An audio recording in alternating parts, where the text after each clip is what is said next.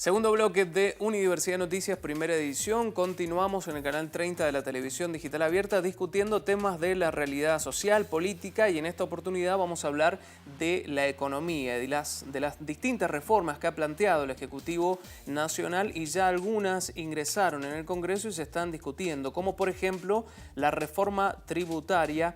¿Qué pasa en la provincia de Mendoza con la reforma tributaria después de la marcha atrás con el impuesto al vino? Recordemos que se pretendía aplicar un impuesto, un gravamen al vino del 10% y un 17% para los espumantes. Gracias a las gestiones entre el Ejecutivo Provincial y Nacional se logró llevar a cero ese gravamen. ¿Qué pasa? Bueno, se lo vamos a preguntar a Rodrigo González de la Fundación Ideal, que ya está con nosotros. Rodrigo, gracias como siempre por estar.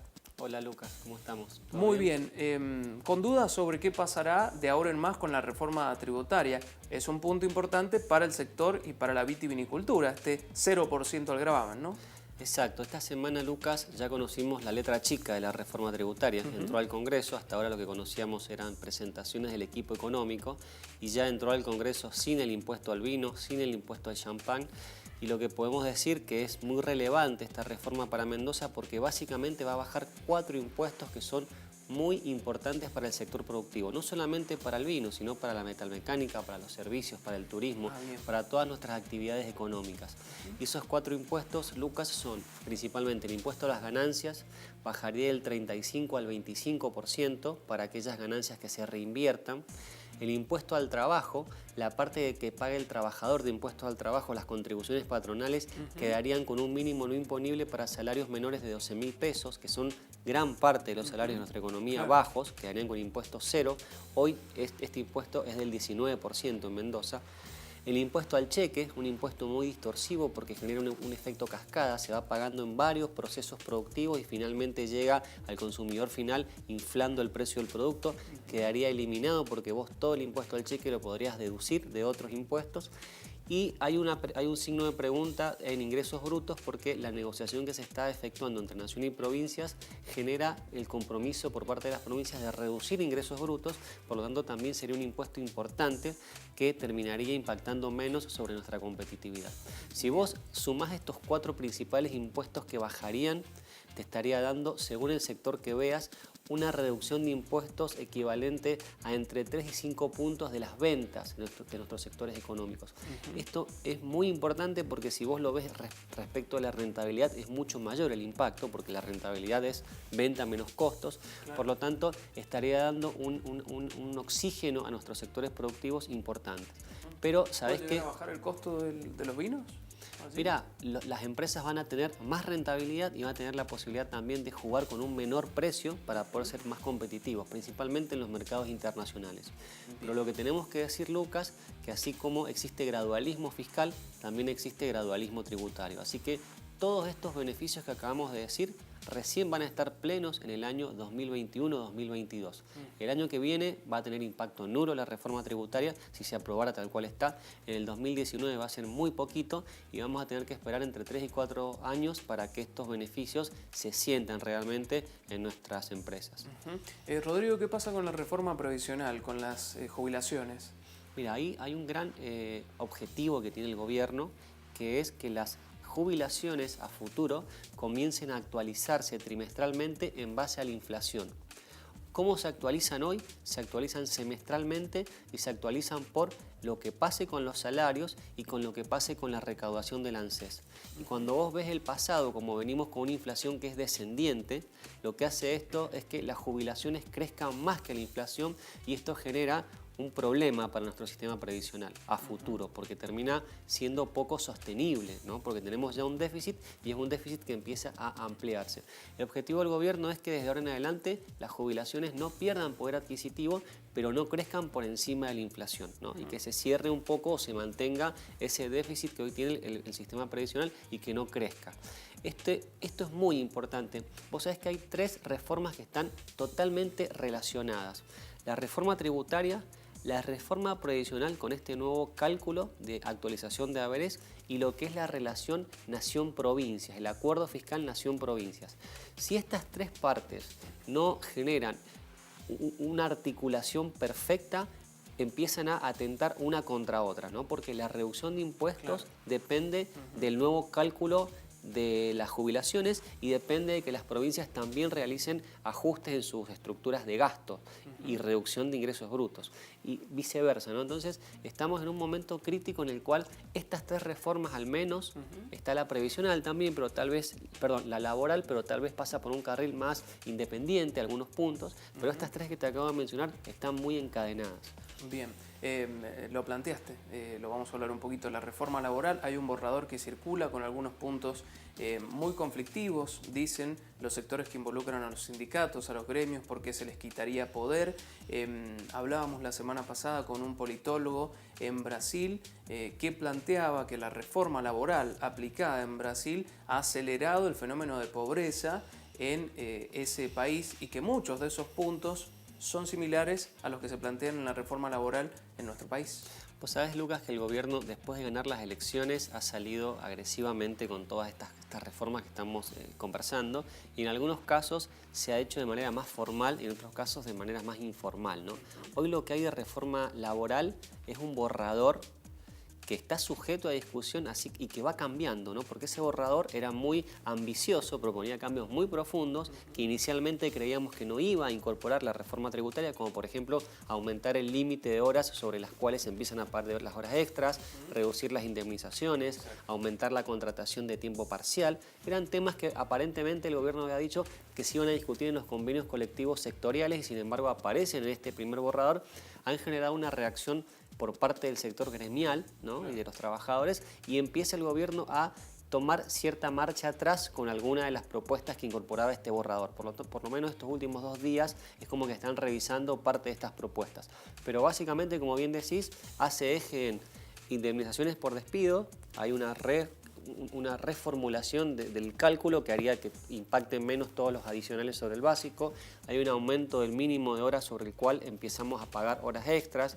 Como te dije antes, se flexibilizan los métodos de contratación y también hay un espíritu por descentralizar las negociaciones colectivas, ¿no? Que no sean tan importantes los gremios sectoriales, sino que empiecen a descentralizarse. Entonces son temas muy sensibles, principalmente para el sindicalismo, en algunos casos también para los trabajadores, y hay que ver a dónde llega esta discusión, ¿no? Y estas negociaciones que son por estas horas intensas.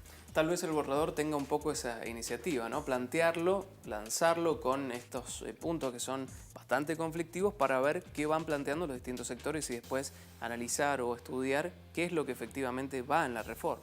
Yo creo que, como bien decís, es un borrador que está más dispuesto el gobierno a conversar y a reformular, y no así lo que fue el borrador de la reforma tributaria, que fíjate que prácticamente en su integridad, tal cual estaban los borradores y las presentaciones del equipo económico, se cumplió en el proyecto de ley que ingresó en el Congreso esta semana. Nada más dieron marcha atrás con lo que es el impuesto a los vinos, por suerte para Mendoza, y al champán, y el impuesto a las cervezas, pero el resto, más allá de cierto gradualismo en Tierra del Fuego en lo que es la eliminación del impuesto a ciertos bienes tecnológicos, no ha habido cambios, y diferente va a pasar con la reforma laboral. Lo que es lógico, es mucho más sensible, y yo creo que ese borrador va a sufrir cambios importantes al momento que se formalice como proyecto de ley en el Congreso Nacional. Bien, Rodrigo, te pregunto rápidamente por los datos de inflación. Se conocieron en los últimos días, según el INDEC, en el ámbito nacional. Y te pregunto porque hoy están discutiendo, en esta segunda audiencia pública por el incremento tarifario en el gas, un posible aumento del 45% que sin duda va a tocar y va a afectar a la inflación. Exacto, Lucas. Sí, la inflación va bajando, sin duda va bajando a un ritmo importante, pero a un ritmo que es, como dijimos varias veces, inferior al que quiere el gobierno. El gobierno pretende el año que viene tener una inflación cercana al 10%. Ya el mercado y los analistas están descontando que esto pueda llegar a alcanzarse, pero hay que decir de que, como bien dijiste, la inflación que conocemos hoy marca una inflación interanual del 19%. Hace un año estábamos con el doble de inflación interanual. No es menor este recorrido. Y se siguen ajustando aquellos precios que estaban más atrasados. En este caso, el gas era uno de los que más atrasado estaba y bueno, ahora va a volver a dar un salto. Ese salto va a replicar secundariamente en todos los bienes que se fabrican y que utilizan de manera intensiva el gas, que son muchos, y va a generar un nuevo empujón de precios. Entonces digo, es como una senda no lineal este recorrido, porque cada vez que aumentamos la nafta o aumentamos el gas o aumentamos un bien que está muy concadenado con toda la economía, volvemos a retroceder. Pero lo que fíjate que hay una discusión interesante, en un minuto la comentamos. Hoy, entre el Banco Central, muy preocupado por la inflación, ha llevado la tasa de interés al 28,5%. Es casi un 30% de interés los LEVAX del Banco Central.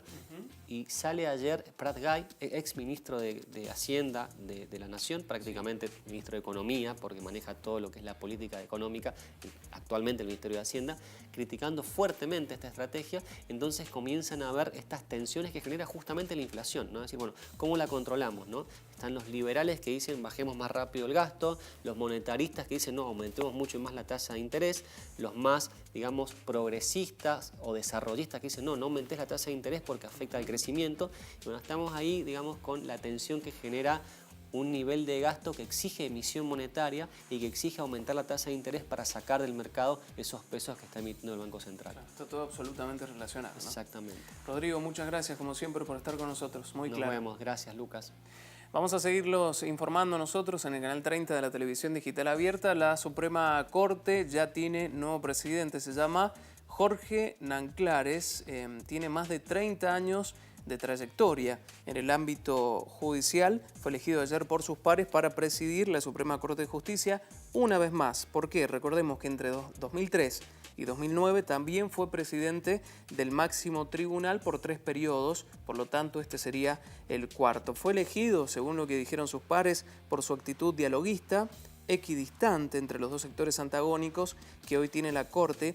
¿Que por qué son antagónicos? Bueno, básicamente están definidos por la mayor o la menor afinidad al estilo de conducción que tiene Alfredo Cornejo, el gobernador de la provincia de Mendoza. ¿Cómo llega Jorge Nanclares justamente a la Suprema Corte? Bueno, vamos a ver un poco la historia de Nanclares vinculado con el ámbito judicial, pero antes también tuvo una vinculación con la militancia política partidaria de la Juventud Radical en Córdoba cuando estudiaba Derecho. Estamos hablando del año 1972. En ese año fue cuando egresó como abogado. Entre 1973 y 74 entró a la Dirección de Comercio después de recibirse. Después de la dictadura fue director de Asuntos Jurídicos del departamento de Guaymallén y ya en 1987 llega a la Suprema Corte propuesto por el gobernador de aquel entonces, Felipe Llaver. 1987 hasta la actualidad, 30 años de trayectoria en el ámbito judicial para el nuevo presidente, una vez más, de la Suprema Corte, Jorge Nanclares.